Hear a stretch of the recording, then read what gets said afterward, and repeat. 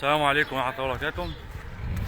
رحلة إلى مقابر أبويا أولا والإمام الشافعي، وأول مرة النهاردة هروح للإمام الشافعي. أنا متعود بروح للمقابر مشي، فسألت الراجل قال لي تلت ساعة مشي، بس ركبت لحد السيدة عائشة بس لقيت مسجد السيدة عائشة مغلق للتحسينات، يعني في تعديلات في مسجد السيدة عائشة.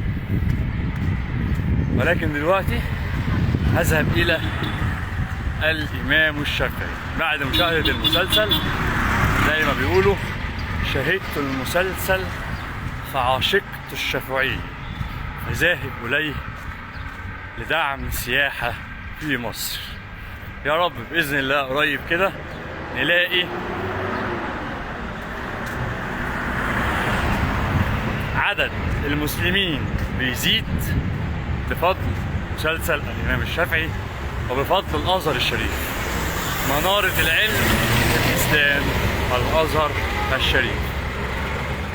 حاولوا تكملوا معانا الرحلة، ولو النت شغال كويس هعمل لكم بث مباشر من جوه، لو ممنوع خلاص. السلام عليكم.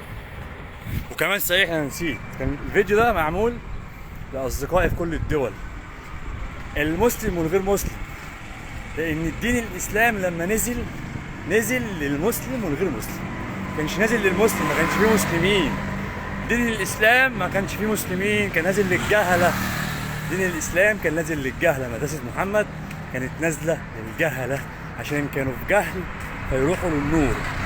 أشهد أن لا إله إلا الله وأشهد أن محمد رسول الله. دين الإسلام كان نازل للجهلة، أنا ما بغلطش بالرسول، جهلة.